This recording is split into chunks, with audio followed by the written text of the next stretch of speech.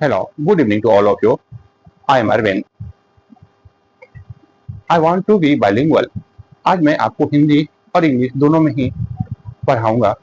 जैसा कि मेरे कुछ साथियों ने सहयोगियों ने मुझे इस बात की सलाह दी कि आप बाइलिंगुअल होइए, हिंदी का भी यूज कीजिए। मैं अपने बारे में आपको कुछ बता देना चाहता हूँ। मैं टीचर फैसिलिटेटर या टीचर एजुकेटर के रूप में भी काम कर चुका हूँ। मेरा सिलेक्शन ब्लिश द्वारा हुआ था और बाद में मुझे अपने डिस्ट्रिक्ट से आईनेट कॉन्फ्रेंस में अटेंड करने के लिए नागपुर भी भेजा गया बाय एयर। और मैं इंग्लिश के टीचर को +2 और हाई स्कूल के टीचर को ट्रेनिंग भी दे चुका हूँ।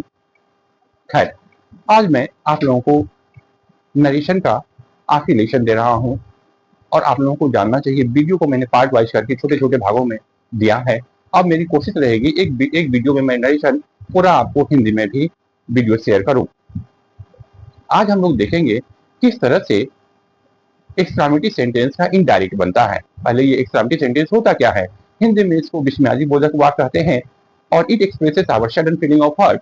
और विस्मयादि बोधक सेंटेंस या यूं कहिए एक्सक्लामेटरी सेंटेंस जो है हमारे दिल में होने वाले उद्गार को व्यक्त करता है, चाहे वह खुशी की बात हो या दुख की बात हो। जिसे कहते हैं अलास इज नो मोर, हम अपने दुख को व्यक्त करते हैं। Hurrah we won the match, खुशी को व्यक्त करते हैं।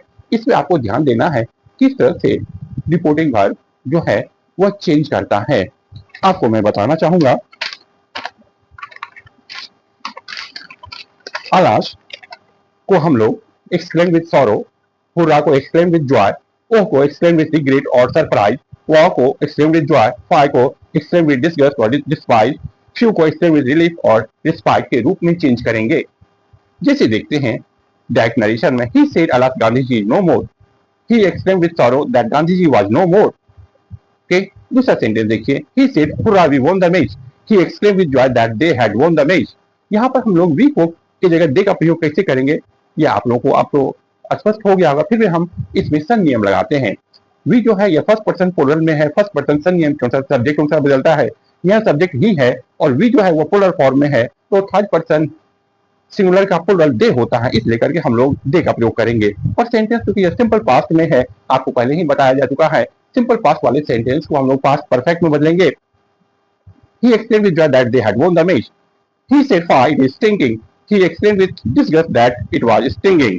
ठीक, now अब हम लोग जैसा देखें लेट का सेंटेंस में जब जिस डायरेक्ट नरेशन में लेट का प्रयोग हो उसको कैसे हम लोग इनडायरेक्ट बनाएंगे।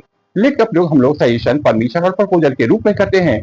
इसमें रिपोर्टिंग वर्ब को प्रपोज या सजेस्टेड के रूप में बदलेंगे और सब्जेक्ट के बाद हम लोग शुड का प्रयोग करेंगे। जैसा ध्यान दीजिएगा, इसमें रिपोर्टिंग वर्ब को हम लोग प्रपोज या सजेस्टेड के रूप में देंगे और रिपोर्टेड स्पीच का प्रयोग हम लोग सब्जेक्ट के बाद हम लोग शुड का प्रयोग करेंगे। He said to his friends, let's go to movie. He proposed his friends that they should go to movie।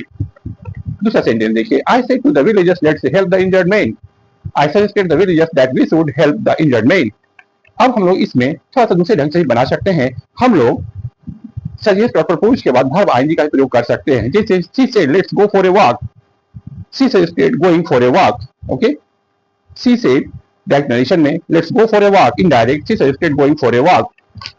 Okay, इसमें हम लोग ध्यान रखेंगे प्रपोज और सजेस्ट के बाद टू प्लस वर्ब का पहला रूप नहीं देंगे। अगर हम लोग ऐसे बनाते हैं he propose to me to go home, ये गलत है। He propose to me that we should go home, इस तरह का हम लोग प्रयोग करेंगे।